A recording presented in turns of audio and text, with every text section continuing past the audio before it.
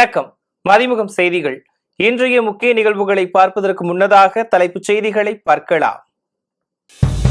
73வது பிறந்த நாளை முன்னிட்டு தந்தை பெரியார் நினைவிடத்தில் முதலமைச்சர் மு.க.ஸ்டாலின் மரியாதை. முதலமைச்சருக்கு பிரதமர் மோடி உள்ளிட்ட அரசியல் கட்சி தலைவர்கள் வாழ்த்து. ஈரான் மீதான இஸ்ரேல் அமெரிக்காவின் தாக்குதலுக்கு ஐக்கிய நாடுகள் அவை கண்டனம். சென்னை சர்வதேச விமான நிலையத்தில் 33 விமான சேவைகள் ரத்து. தங்கம் விலை சவரனுக்கு 1800 ரூபாய் உயர்வு. போர் பதற்றம் காரணமாக தொடர்ந்து உயரும் அபாயம். மதுரையில் இன்று மாலை தேசிய ஜனநாயக கூட்டணி மாநாடு.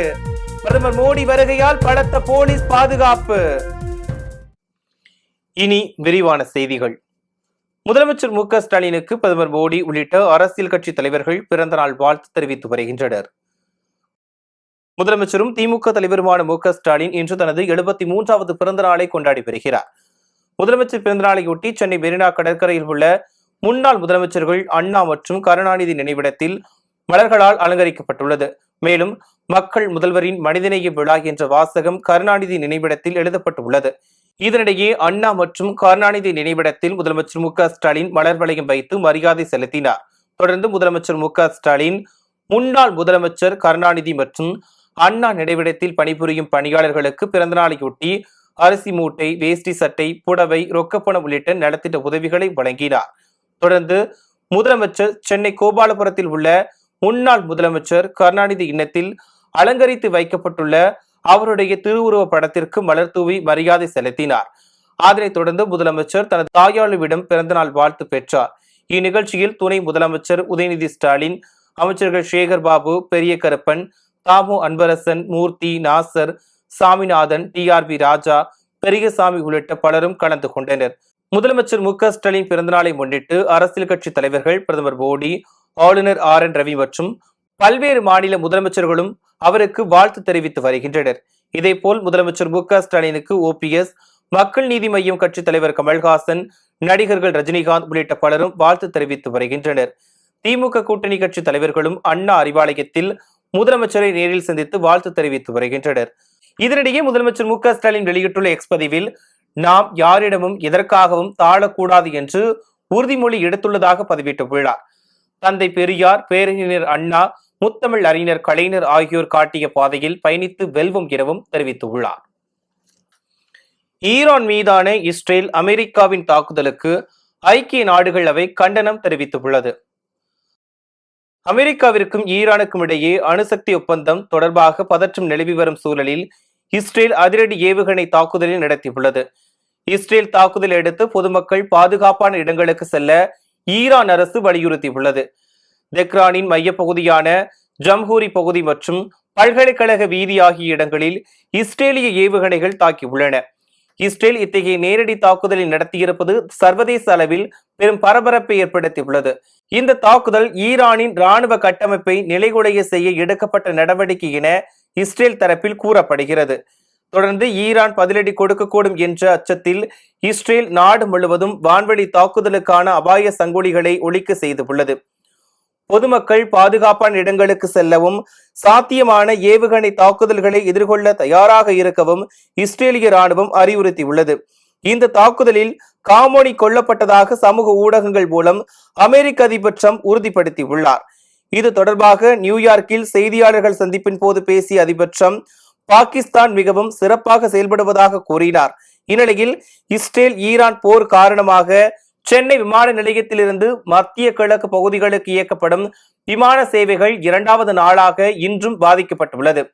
துபாய், அபுதாபி, சார்ஜா, குவைத், மஸ்கட் உள்ளிட்ட நாடுகளுக்கு செல்ல வேண்டிய 17 விமானங்கள், இந்த நாடுகளில் இருந்து சென்னைக்கு வரவேண்டிய 16 விமானங்கள் என மொத்தம் 33 விமானங்கள் ரத்து செய்யப்பட்டுள்ளன. ஈரான் மீது அமெரிக்கா, இஸ்ரேல் கூட்டுப்படைகள் அதிரடி தாக்குதலை நடத்தி வருவதால் தங்கம் மற்றும் வெள்ளி விலை உயர்ந்துள்ளது. சென்னையில் தங்கத்தின் விலை வாரத்தின் இறுதி நாளான நேற்று காலை கிராமிற்கு 300 ரூபாய் உயர்ந்து 15,200 ரூபாய்க்கும், சவரனுக்கு 2,400 ரூபாய் உயர்ந்து 1,21,600 ரூபாய்க்கும் விற்பனையானது.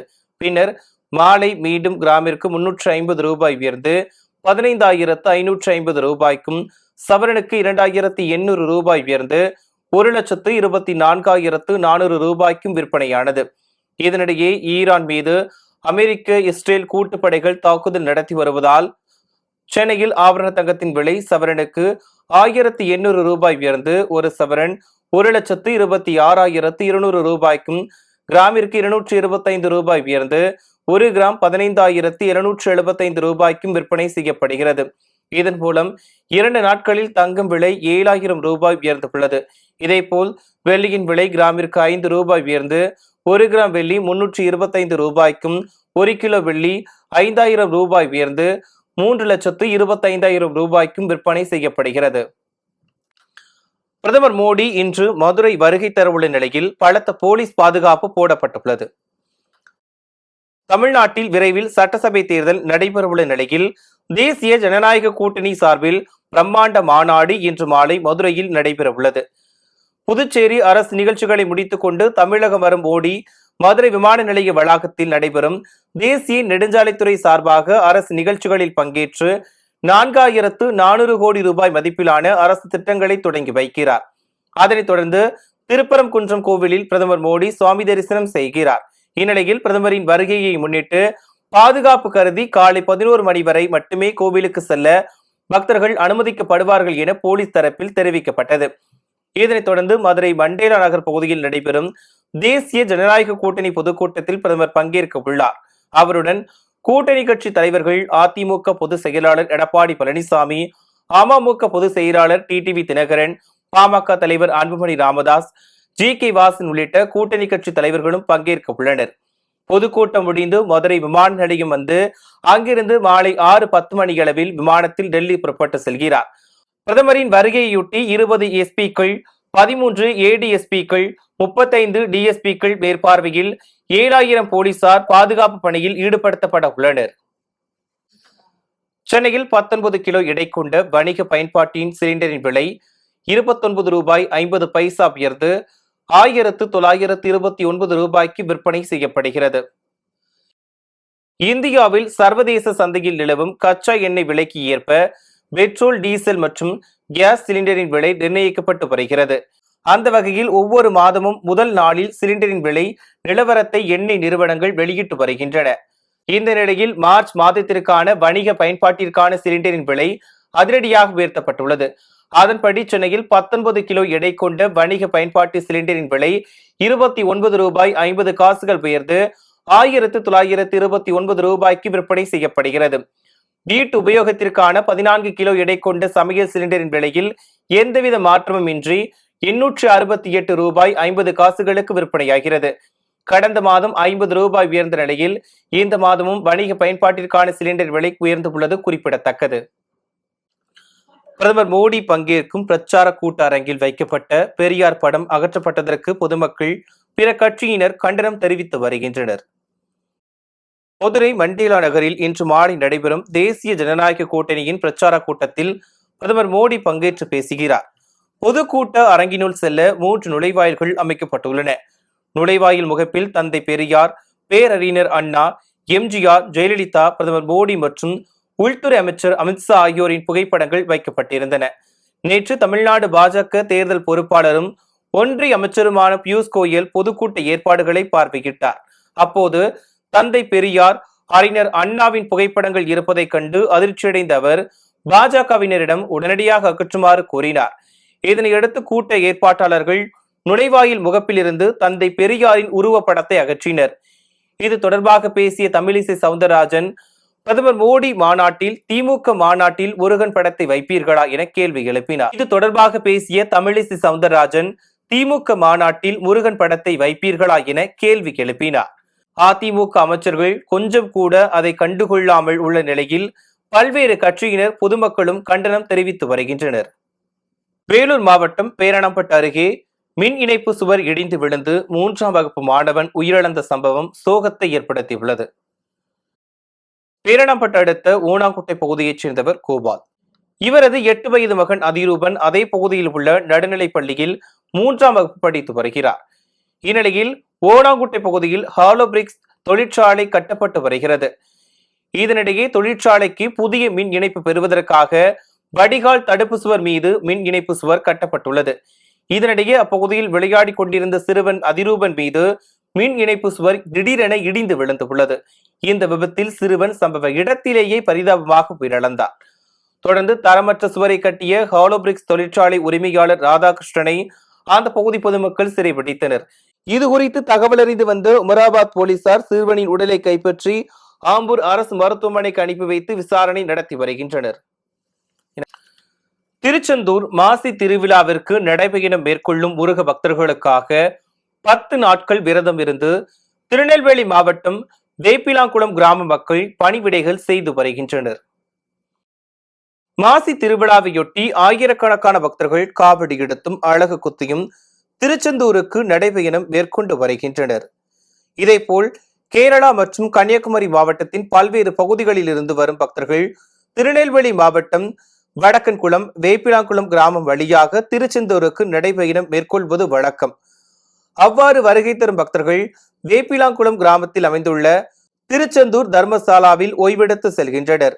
இதனிடையே வேப்பிலாங்குளம் கிராம மக்கள் தன்னார்வ குழுவாக இணைந்து 10 நாட்கள் விரதம் இருந்து பக்தர்களுக்கு தங்குவதற்கு கோவில் மற்றும் தங்களது வீடுகளில் இடம் கொடுத்து அவர்களுக்கு தேவையான அடிப்படை வசதிகளை செய்து வருகின்றனர். நீண்ட தூரம் நடந்து வரும் பக்தர்களுக்காக இரவு பகலாக அன்னதானமும் வழங்கி வருகின்றனர். மேலும் பக்தர்களுக்கு ஏற்படும் கால்வலி மற்றும் உடல் சோர்வை போக்க அவர்களுக்கு மூலிகை தைலங்களை கொண்டு மசாஜ் செய்து வருகின்றனர். மேலும் வடக்கன்குளம் பகுதியைச் சேர்ந்த ஏராளமான கிறிஸ்தவ மக்களும் தங்களால் இயன்ற உதவிகளை தன்னார்வ குழுவின் மூலம் செய்து வருகின்றனர். இதுல இந்த வழி தெரியாம இருக்கிற காலகட்டங்கள்ல வழி தெரியறதுக்காக கொடி கட்டும் போது திரு நடராஜன் அவர்களும் வடக்கங்குளம் பகுதியை சார்ந்த அவருடைய கணேசன் அப்படி அவர்களுடைய நண்பர்களும் சேர்ந்து இந்த இந்த பகுதியை காமிச்சு இந்த அம்மன் கோயிலில் வந்து தங்குங்க, உங்களுக்கு எல்லா சௌகரியங்களும் பண்ணித்தரோம் அப்படின்னு சொல்லி வந்த உடனேயே டீ எல்லாம் கொடுத்து இரவு உணவு கொடுத்து 2 மணிக்கு உணவு கொடுத்து இது வரைக்கும் கிட்டத்தட்ட வருஷத்துக்கு 2 தடவை தர்றாங்க. வைகாசி மாதம் தர்றாங்க, மாசியும் தர்றாங்க. மாசி முழுக்கவே இவங்களுடைய ஊர் நண்பர்கள், இந்த ஊர் பகுதியை சார்ந்தவங்க, வடக்கங்குளம் பகுதியை நண்பர்களை சார்ந்தவங்க எல்லாரும் சேர்ந்து இந்த பக்தர்களுக்கு எல்லாம் வழி நடத்தி கொண்டு வந்துகிட்டு இருக்காங்க. திருப்பத்தூர் மாவட்டம் ஆம்பூர் அருகே தனியாக வசிக்கும் மூதாட்டியின் வீட்டின் பூட்டை உடைத்து நகை பணம் கொள்ளையடிக்கப்பட்ட சம்பவம் பரபரப்பை ஏற்படுத்தியுள்ளது. ஆம்பூர் அடுத்த சூலூர் விநாயகர் கோவில் வீதியைச் சேர்ந்த மூதாட்டி சரசா, இவரது மகன்கள் இருவரும் சென்னையில் வசித்து வரும் நிலையில் மூதாட்டி சரசா தனியாக வசித்து வருகிறார். கூலி வேலை செய்து வரும் மூதாட்டி இரவு நேரத்தில் ஆம்பூரில் உள்ள ஒரு வீட்டில் வயதானவர்களை பாதுகாக்கும் வேலைக்கு சென்று வருவதாக கூறப்படுகிறது.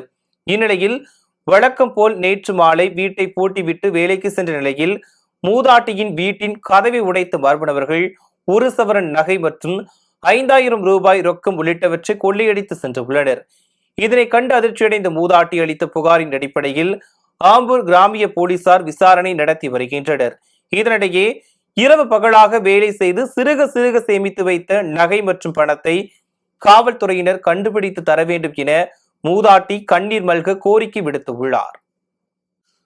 புதுக்கோட்டை மேற்கு மாவட்ட STBI மகளிர் அணியின் சார்பில் இஃப்தார் நோன்பு திறக்கும் நிகழ்ச்சி நடைபெற்றது. புதுக்கோட்டை மேற்கு மாவட்ட STBI கட்சியின் சார்பில் 4ஆம் ஆண்டு இஃப்தார் நோன்பு திறக்கும் நிகழ்ச்சி நடைபெற்றது. தனியார் திருமண மண்டபத்தில் நடைபெற்ற இந்த நிகழ்ச்சியில் STBI கட்சியின் மாவட்ட தலைவர் மகளிர் அணி ரிஷ்வானா பேகம், மாநில செயலாளர் மெஹராத் பானு, மாவட்ட தலைவர் ஜலாலுதீன் மற்றும் ஏராளமான இஸ்லாமிய பெண்கள் மற்றும் குழந்தைகள் கலந்து கொண்டு துவா செய்தனர். தொடர்ந்து ஆண்டவனுக்கு நன்றி தெரிவித்த பின்னர் இஃப்தார் நோன்பு திறந்தனர்.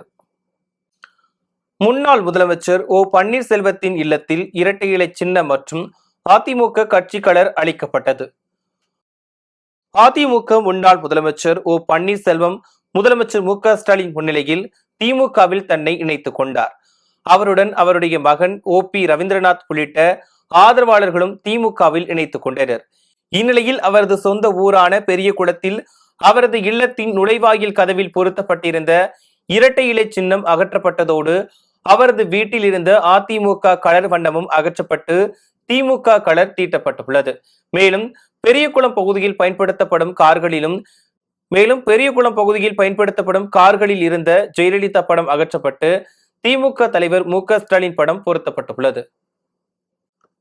ராணிப்பேட்டை மாவட்டம் கொடைக்கல் கிராமத்தில் செயல்பட்டு வரும் வட்டார மருத்துவமனையில் 14 வயது சிறுமிகளுக்கு கர்ப்பப்பை வாய் புற்றுநோய் தடுப்பூசி போடும் பணியினை சட்டமன்ற உறுப்பினர் முனிரத்தினம் தொடங்கி வைத்தார். 14 வயது சிறுமிகளுக்கு கர்ப்பப்பை வாய் புற்றுநோய் தடுப்பூசி செலுத்தும் பணியினை முதலமைச்சர் மு.க.ஸ்டாலின் துவக்கி வைத்தார். இந்நிலையில் ராணிப்பேட்டை மாவட்டம் சோளிங்கர் அடுத்த கொடைக்கல் கிராமத்தில் இயங்கி வரும் வட்டார மருத்துவமனையில் 14 வயது சிறுமிகளுக்கு கர்ப்பப்பை வாய் புற்றுநோய் தடுப்பூசி செலுத்துவதற்கான துவக்க நிகழ்ச்சி நடைபெற்றது. மருத்துவர் அலுவலர் விஜயகுமார் தலைமையில் நடைபெற்ற இந்த நிகழ்ச்சியில் சோளிங்கர் சட்டமன்ற உறுப்பினர் முனிரத்தினம் கலந்து கொண்டு 14 வயது சிறுமிகளுக்கு கர்ப்பப்பை வாய் புற்றுநோய் தடுப்பூசி செலுத்தும் பணியினை துவக்கி வைத்தார். மேலும் மாணவர்களுக்கு தடுப்பூசி குறித்து விழிப்புணர்வையும் ஏற்படுத்தினார். ராணிப்பேட்டை மாவட்டம் களவை கரி வரதராஜ பெருமாள் கோவிலில் தெப்பல் உற்சவம் சிறப்பாக நடைபெற்றது. களவை அருகே ஸ்ரீ பெருந்தேவி தாயார் சமேத ஸ்ரீ கரி வரதராஜ பெருமாள் திருக்கோவில் அமைந்துள்ளது. இக்கோவிலில் தெப்ப உற்சவ விழா வெகு சிறப்பாக நடைபெற்றது. முன்னதாக ஸ்ரீ பெருந்தேவி தாயார் சமேத ஸ்ரீ கரி வரதராஜ பெருமாள் ஆகியோருக்கு சிறப்பு அபிஷேக அலங்காரம் செய்யப்பட்டு மகா தீபாராதனை காண்பிக்கப்பட்டது. பின்னர் ஸ்ரீ பெருந்தேவி தாயார் சக ஸ்ரீ கரி வரதராஜ பெருமாள் சுவாமி சிலைகளுக்கு சிறப்பு அலங்காரம் செய்யப்பட்டு பல்லக்கில் எழுந்தருள செய்யப்பட்டனர். பின்னர் பக்தர்கள் தோள்களில் சுமந்தபடி ஊர்வலமாக குளக்கரைக்கு கொண்டு வந்தனர். இதனையடுத்து வண்ண விளக்குகள் மற்றும் மலர்களால் அலங்கரிக்கப்பட்ட தெப்பத்தில் சுவாமிகள் எழுந்தருளி கோவில் குளத்தில் 3 முறை வலம் வந்தனர். இதில் திரளான பக்தர்கள் கலந்து கொண்டு சுவாமி தரிசனம் செய்தனர்.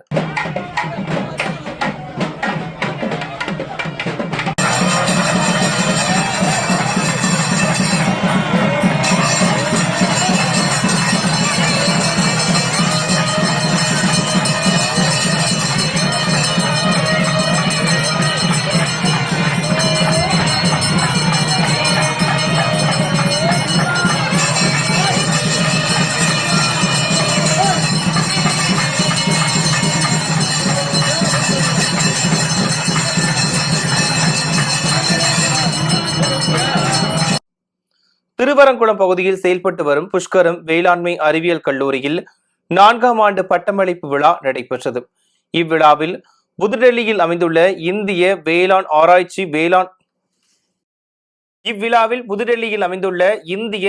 ஆராய்ச்சி கழகத்தின் முன்னாள் துணைத் தலைவர் இயக்குனர் R.C. அகர்வால், காரைக்குடி அழகப்பா கல்லூரியின் முன்னாள் துணைவேந்தர் சுப்பையா மற்றும் புஷ்கரம் கல்லூரியின் தாளாளர் ரத்தினம், நிர்வாக இயக்குனர் துரை ரத்தினம் உள்ளிட்டோர் கலந்து கொண்டு 112 கல்லூரி மாணவ மாணவிகளுக்கு பதக்கங்கள் மற்றும் பட்டங்களை வழங்கினர். முன்னதாக காலநிலை மாற்றம், பருவநிலை மாற்றம், இயற்கை வள வேளாண்மை மற்றும் அதிக பலன் தரும் மகசூல் உள்ள ரகங்கள் உள்ளிட்டவை குறித்து மாணவர்களுக்கு எடுத்துரைக்கப்பட்டது. மேலும் செயற்கை நுண்ணறிவு, பசுமை புரட்சி, ஒருங்கிணைந்த பண்ணை முறை, நவீன இயற்கை விவசாய பண்ணை முறை போன்ற தொழில்நுட்ப முன்னேற்றங்களை பற்றியும் விளக்கி கூறப்பட்டது. நாமக்கல் மாவட்டம் ராசிபுரத்தில் வீட்டின் வெளியே நிறுத்தி வைக்கப்பட்டிருந்த இருசக்கர வாகனம் திடீரென தீப்பற்றி எரிந்து நாசமானது. ராசிபுரம் பட்டணம் சாலை பகுதியைச் சேர்ந்தவர் கார்த்தி. கட்டிட வேலை செய்து வரும் இவர் வழக்கம் போல் பணி முடித்துவிட்டு தனது இருசக்கர வாகனத்தை வீட்டிற்கு வெளியே நிறுத்தி வைத்துள்ளார். இந்நிலையில் திடீரென இருசக்கர வாகனத்தில் இருந்து தீப்பற்றி எரிய தொடங்கியுள்ளது. இதனை கண்ட அக்கம் பக்கத்தினர் ராசிபுரம் தீயணைப்பு துறையினருக்கு தகவல் தெரிவித்தனர். அதன் பேரில் சம்பவ இடத்திற்கு வந்த தீயணைப்பு துறையினர் தீயை கட்டுக்குள் கொண்டு வந்தனர். இருப்பினும் இருசக்கர வாகனம் முற்றிலும் எரிந்து நாசமானது. இஸ்ரேல் ஈரான் போர் பதற்றத்தால் இந்தியாவில் பெட்ரோல் டீசல் விலை உயரும் அபாயம் ஏற்பட்டுள்ளது. இந்தியா தனது 80 முதல் 90% கச்சா எண்ணெயை இறக்குமதி செய்து வருகிறது. பெரும்பாலும் சவுதி அரேபியா, ஈராக், ஐக்கிய அரபு அமீரகம், குவைத், கத்தார் உள்ளிட்ட நாடுகளிலிருந்து ஜார்முஸ் ஜலசந்தி வழியாக இறக்குமதி செய்கிறது. ஜார்முஸ் ஜலசந்தி மூடப்படும் பட்சத்தில் கச்சா எண்ணெய் விலை உடனடியாக அதிகரிக்கும் என கூறப்படுகிறது. கச்சா எண்ணெயில் உயர்வு ஏற்பட்டால் இந்தியாவின் இறக்குமதி செலவுகள் தானாகவே அதிகரிக்கும் என்றும், கச்சா எண்ணெய் விலை பீப்பாய்க்கு $1 உயர்வதால் இந்தியாவின் ஆண்டு எண்ணெய் இறக்குமதி செலவு சுமார் $1 பில்லியன் அதிகரிக்க வாய்ப்பு உள்ளதாக கூறப்படுகிறது. மீண்டும் தலைப்புச் செய்திகள். 73வது பிறந்த நாளை முன்னிட்டு தந்தை பெரியார் நினைவிடத்தில் முதலமைச்சர் மு.க.ஸ்டாலின் மரியாதை. முதலமைச்சருக்கு பிரதமர் மோடி உள்ளிட்ட அரசியல் கட்சி தலைவர்கள் வாழ்த்து. ஈரான் மீதான இஸ்ரேல் அமெரிக்காவின் தாக்குதலுக்கு ஐக்கிய நாடுகள் அவை கண்டனம். சென்னை சர்வதேச விமான நிலையத்தில் 33 விமான சேவைகள் ரத்து. தங்கம் விலை சவரனுக்கு 1800 ரூபாய் உயர்வு. போர் பதற்றம் காரணமாக தொடர்ந்து உயரும் அபாயம். மதுரையில் இன்று மாலை தேசிய ஜனநாயக கூட்டணி மாநாடு. பிரதமர் மோடி வருகையால் பலத்த போலீஸ் பாதுகாப்பு. இத்துடன் செய்திகள் நிறைவடைந்தன. மேலும் செய்திகள் இரவு 8 மணிக்கு. மேலும் செய்திகளை தெரிந்து கொள்ள பதிமுகம் பிரைம் யூடியூப் தளத்தில் இணைந்திருங்கள்.